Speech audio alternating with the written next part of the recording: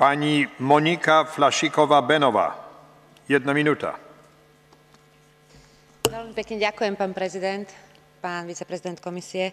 V prvom rade by som chcela zdôrazniť, že Belgicko sa rotujúceho predsedníctva ujalo v situácii, ktorá bola ťažká nielen na vnútornej politickej scéne, ale samozrejme aj globálne vo svete a preto mu nemožno prisudzovať všetky prípadné neúspechy Únie.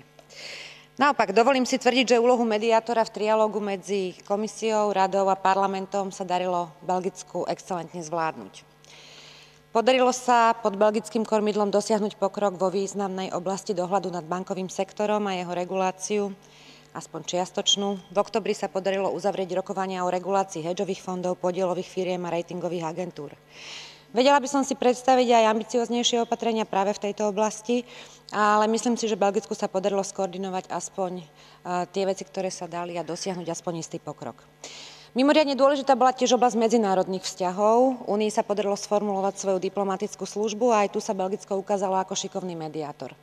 Takže záverom mi dovolte zablahoželať Belgicku a poďakovať sa za jeho predsedníctvo a vyjadriť aj istú nádej, že príklad z vášho predsedníctva si vezme aj Maďarsko. Ďakujem pekne.